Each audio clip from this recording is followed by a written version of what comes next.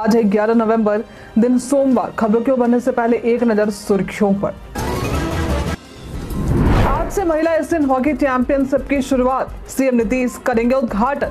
महिला एशियाई चैंपियनशिप के शेड्यूल में हुआ बदलाव। 13 नवंबर को सोनपुर मेला का उद्घाटन। मेला के उद्घाटन को लेकर आज होगा अंतिम निर्णय। सुरक्षा के मद्देनजर नदी में सुरक्षा घेरा हो रहा तैयार। बालू के बाद अवैध गिट्टी के कारोबार पर शिकंजा। दूसरे राज्यों से गिट्टी मंगवाने पर लेनी होगी अनुमति। गंतव्य तक पहुंचने के लिए जारी होगा चालान। अक्षरा सिंह का पोस्ट हो रहा वायरल। देसी अवतार में नजर आई भोजपुरी क्वीन। फैंस ने उनके लुक की तारीफ की। बिहार की सब्जियों और फलों का विदेश में हो रहा निर्यात। भिंडी उत्पादन में बिहार देश में चौथे स्थान पर। फूड प्रोसेसिंग क्षेत्र में विकसित हो रहे कई इंफ्रास्ट्रक्चर। जानिए ट्रेन में एम कोड वाले कोच क्या होते हैं। थर्ड एसी जैसी मिलती है सुविधा। एम कोड के कोच में थर्ड एसी से किराया होता है कम।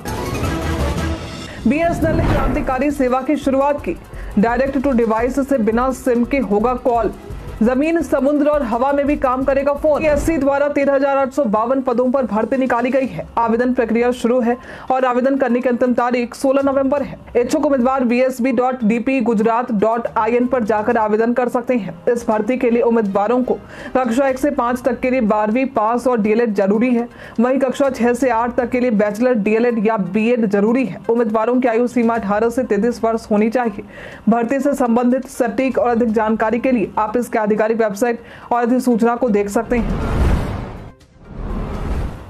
आज से बिहार में महिला एशियन हॉकी चैंपियनशिप ट्रॉफी का आयोजन शुरू हो रहा है, जिसका उद्घाटन मुख्यमंत्री नीतीश कुमार करेंगे। ये टूर्नामेंट राजगीर खेल अकेडमी के हॉकी खेल मैदान में होगा, जिसमें भारत सहित एशिया की 6 टीमें भाग लेंगी। भारतीय हॉकी टीम के कोच हरिंद्र सिंह और कप्तान सलीम टेटे ने कहा है कि टीम पूरी तरह से तैयार है और ये टूर्नामेंट आने वाले विश्व कप की तैयारी के लिए महत्वपूर्ण है। बिहार सरकार ने भव्य स्टेडियम निर्माण में अहम योगदान दिया है। आपको बता दें कि मैचों के समय में बदलाव किया गया है। अब पहले मैच की शुरुआत 12:15 पर होगी। कीट संक्रमण को रोकने के लिए स्टेडियम में व्यापक पर्यावरण प्रबंधन उपाय किए गए हैं। बिहार से सब्जियों और फलों का निर्यात देश के साथ साथ विदेशों में भी हो रहा है। हमारा प्रदेश भिंडी उत्पादन में देश में चौथे स्थान पर है। यहाँ लीची, फल और सब्जी के निर्यात की प्रचुर संभावनाएं हैं, जिसका उत्पादन विश्व स्तरीय होता है। बिहार की सब्जियां शारजाह, दुबई और सिंगापुर तक जाती हैं, जिसमें आलू, प्याज, टमाटर, गोभी, बैंगन, लौकी और परवल आदि शामिल है, जिसकी मांग अंतर्राष्ट्रीय बाजारों तक देखने को मिलती है। इसलिए फूड प्रोसेसिंग के क्षेत्र में बिहार में कई इंफ्रास्ट्रक्चर भी विकसित किए जा रहे हैं, जिससे हमारे किसान भाइयों को भी फायदा होगा। सोनपुर मेला 2024 का उद्घाटन 13 नवंबर को होगा। इस बार मुख्यमंत्री, उप मुख्यमंत्री या अन्य मंत्री द्वारा उद्घाटन किया जाएगा, जिसे लेकर अंतिम निर्णय सोमवार तक लिया जाएगा। मेला क्षेत्र में तैयारियां जोरों पर हैं। मुख्य मंच, प्रशासनिक आवास, पुलिस आवास और अन्य जरूरी काम लगभग पूरे हो चुके हैं। मेला स्तर पर साफ सफाई, सुरक्षा, बिजली, सड़क और भीड़ नियंत्रण के इंतजाम तेजी से किए जा रहे हैं। मेला में सरकारी और गैर सरकारी प्रदर्शनियों के साथ साथ पशुओं के लिए व्यवस्था की जा रही है। इस बार मेला 13 नवंबर से 14 दिसंबर तक चलेगा, जिसमें लाखों श्रद्धालु कार्तिक पूर्णिमा पर स्नान के लिए आएंगे। सुरक्षा के मद्देनजर नदी में सुरक्षा घेरा तैयार किया जा रहा है। शिक्षा विभाग विश्वविद्यालयों के शिक्षकों और कर्मचारियों के वेतन भुगतान के लिए नई व्यवस्था लागू करने जा रहा है। अब सभी विश्वविद्यालयों को शिक्षकों और कर्मचारियों का डेटा शिक्षा विभाग के पेरोल मैनेजमेंट पोर्टल पर अपलोड करना अनिवार्य कर दिया गया है। जो विश्वविद्यालय इस डेटा को अपलोड नहीं करेंगे, उनके शिक्षकों और कर्मचारियों का वेतन रोक दिया जाएगा। विभाग ने निर्देश दिए हैं कि सप्ताह भर के भीतर ये डेटा अपलोड किया जाए, ताकि अक्टूबर-नवंबर का वेतन सुनिश्चित हो सके। वहीं शिक्षा विभाग द्वारा जारी स्थानांतरण नीति को लेकर गया में शिक्षकों में विरोध है। शिक्षकों का आरोप है कि सरकार लिंग आधारित भेदभाव कर रही है और पुरुष शिक्षकों से 10 अनुमंडल देने का विकल्प मांग रही है, जबकि बिहार में कोई भी जिला ऐसा नहीं है। बिहार पर्यटन में आज हम बात करेंगे मन पत्थर सीता चरण के बारे में। ये एक धार्मिक स्थल है जो रामायण काल से जुड़ा है। यह स्थान बिहार के मुंगेर में स्थित है। जब श्री राम पर रावण वध का पाप लगा था, उसी दौरान ऋषि मुनियों की सलाह पर माँ सीता ने छठ किया था। छठ के लिए माँ सीता बिहार के मुंगेर पहुंची थी और पहली बार उगते और डूबते सूर्य को अर्घ्य दिया था। आज भी यहाँ माँ सीता के चरण के निशान है। यदि आप धार्मिक स्थलों पर घूमने का शौक रखते हैं तो यहाँ आ सकते हैं। बालू के बाद अब गिट्टी के अवैध कारोबार को रोकने के लिए बिहार सरकार खान एवं भूतत्व विभाग में कई बदलाव कर रही है। नए नियमों के तहत अन्य राज्यों से गिट्टी मंगाने के लिए कारोबारी को पहले खनिज विकास पदाधिकारी को सूचना देनी होगी। इसके बाद ही गिट्टी के आयात की अनुमति दी जाएगी और गंतव्य तक पहुंचाने के लिए चालान जारी किए जाएंगे। राज्य में गिट्टी खनन केवल गया और शेखपुरा जिलों में हो रहा है, जबकि अधिकांश गिट्टी आपूर्ति झारखंड और पश्चिम बंगाल से होती है। सरकार ने अवैध खनन पर अंकुश लगाने और राजस्व बढ़ाने के लिए गिट्टी के भंडारण स्थलों की जियो टैगिंग, सीसीटीवी कैमरा और धर्म कांटा की व्यवस्था अनिवार्य कर दी है। बिहार में आईटी सेक्टर में 650 करोड़ रुपए का निवेश होने जा रहा है, जिससे 42,000 से अधिक रोजगार के अवसर उत्पन्न होंगे। इसमें 12,000 से अधिक प्रत्यक्ष और 30,000 से अधिक अप्रत्यक्ष नौकरियां मिलेंगी। आईटी नीति 2024 के बाद राज्य में आईटी सेक्टर में निवेश बढ़ने की उम्मीद है। कई कंपनियां जैसे IT, electronic system design, data centre, drone और लैपटॉप निर्माता निवेश के लिए बातचीत कर रही है। अब तक 20 आईटी कंपनियां विभाग में पंजीकरण कर चुकी हैं। राज्य सरकार में भी कंपनियों को प्रोत्साहन दे रही है, जैसे CTRLS 250 करोड़ रुपए और भारतीय एयरटेल 268 करोड़ रुपए निवेश करेगी। अगले वर्ष तक 1000 करोड़ से अधिक के निवेश की उम्मीद है। बिहार विद्यालय परीक्षा समिति द्वारा आयोजित इंटरमीडिएट सेंटअप परीक्षा सोमवार से शुरू हो रही है। परीक्षा 11 से 18 नवंबर तक 2 पालियों में आयोजित होगी। 2025 की मुख्य परीक्षा में शामिल होने वाले सभी विद्यार्थियों को इस सेंटअप परीक्षा में अनिवार्य रूप से उपस्थित होना ही होगा। यदि विद्यार्थी इस परीक्षा में शामिल नहीं होते हैं तो बोर्ड की परीक्षा में उन्हें परेशानी हो सकती है। वहीं मैट्रिक की सेंटअप परीक्षा 19 से 22 नवंबर तक होने की संभावना है।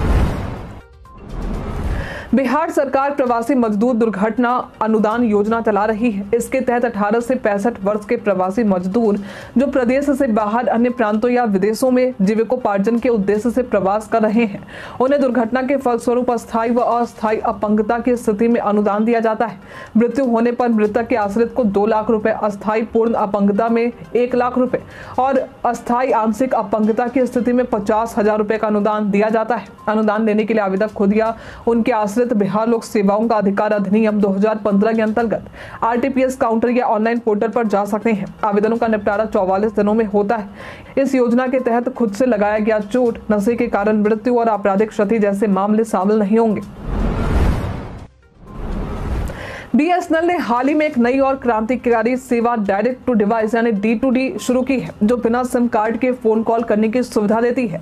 ये तकनीक सैटेलाइट और मोबाइल नेटवर्क को जोड़ती है और BSNL ने वायासेट के साथ साझेदारी में इसका डेमो दिखाया है। इस सेवा के तहत BSNL ने 36,000 किलोमीटर दूर स्थित वायासेट सैटेलाइट से एक एंड्रॉयड स्मार्टफोन पर संदेश भेजा। D2D तकनीक विशेष रूप से कम कनेक्टिविटी वाले क्षेत्रों जैसे इमरजेंसी, प्राकृतिक आपदाओं और ग्रामीण इलाकों में उपयोगी हो। ये सेवा जमीन, हवा और समुद्र में भी काम कर सकती है, जिससे कनेक्टिविटी की कमी वाले क्षेत्रों में संचार बेहतर हो सकेंगे। पूर्णिया में एयरपोर्ट निर्माण का सपना अब जल्द ही साकार होने वाला है। एयरपोर्ट अथॉरिटी ऑफ इंडिया ने इसका डिजाइन तैयार कर लिया है और परियोजना पर काम शुरू होने की संभावना है। स्थानीय लोग वर्षों से इस सुविधा की मांग कर रहे थे और अब वे इस परियोजना के शुरू होने का बेसब्री से इंतजार कर रहे हैं। एयरपोर्ट के डिजाइन में 5 arrow bridge, terminal building, cargo complex, water और फायर टैंक, STP पार्किंग और अन्य सुविधाओं का प्रावधान है। हालांकि महासचिव अरविंद कुमार झा ने कहा है कि काम धीमी गति से चल रहा है, लेकिन उन्हें उम्मीद है कि जल्द ही कार्य शुरू होगा और पूर्णिया वासियों की ये पुरानी मांग पूरी होगी। भोजपुरी सिनेमा की चर्चित अभिनेत्री अक्षरा सिंह ने अपनी देसी अवतार से सोशल मीडिया पर हलचल मचा दी है। हाल ही में उन्होंने इंस्टाग्राम पर कुछ तस्वीरें पोस्ट की, जिसमें वो प्रिंटेड साड़ी में बेहद आकर्षक लग रही हैं।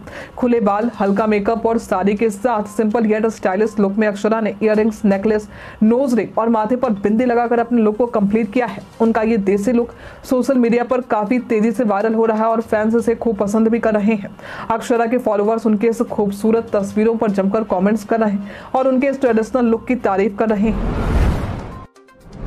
भारतीय ट्रेनों में सभी कोच एक जैसे नहीं होते, बल्कि उन्हें उनकी सुविधाओं के हिसाब से अलग अलग कोड से चिन्हित किया जाता है। हाल ही में शुरू किए गए M कोड वाले कोच 3rd AC इकोनॉमी यानी AC 3 को दर्शाते हैं। इन कोचों में 3rd AC जैसी सुविधाएं होती हैं, लेकिन इनका किराया और कंफर्ट थोड़ा कम होता है। M कोड वाले कोच में 72 सीटों की जगह 83 सीटें होती हैं और ऊपरी बर्थ पर चढ़ने के लिए बेहतर सीढ़ी भी होती है। ये स्लीपर और 3rd AC के बीच के क्लास होते हैं। वहीं A code 2nd AC class और D code 2nd sitting class को दर्शाता है। M कोड वाले कोच कुछ ट्रेनों में जोड़े गए हैं। बिहारी पहचान में आज हम बात करेंगे बिस्मिल्लाह खान के बारे में। ये देश के एक प्रख्यात शहनाई वादक थे। इनका जन्म 21 मार्च वर्ष 1916 में बिहार के डुमरांव में हुआ था। ये तीसरे भारतीय संगीतकार थे जिन्हें भारत रत्न से सम्मानित किया गया था। इन्हें इनके कला और गुण को देखते हुए इन्हें अमेरिका में बसने का निमंत्रण भी मिला था, लेकिन अपनी देशभक्ति में इन्होंने उस निमंत्रण को भी ठुकरा दिया। 21 अगस्त वर्ष 2006 में बिस्मिल्लाह खान हमें अलविदा कहते। आधार कार्ड, जिसे UIDAI द्वारा जारी किया जाता है, हर भारतीय नागरिक के लिए एक महत्वपूर्ण दस्तावेज है। ये सिम कार्ड लेने, बैंक अकाउंट खोलने, सरकारी योजनाओं का लाभ प्राप्त करने और पासपोर्ट बनवाने के लिए जरूरी है। इसलिए ये सुनिश्चित करना चाहिए कि आधार में दी गई सभी जानकारी सही हो। गलत या पुरानी जानकारी से आपको सेवाओं में समस्या आ सकती है। आधार में आप नाम, जन्मतिथि, मोबाइल नंबर और पता ऑनलाइन अपडेट कर सकते हैं। ध्यान रहे कि अगर आधार में जानबूझकर गलत जानकारी दी जाती है तो 3 साल की जेल और 10,000 रुपए तक का जुर्माना हो सकता है। आधार में नाम सिर्फ 2 बार बदला जा सकता है, जबकि पता बदलने की कोई सीमा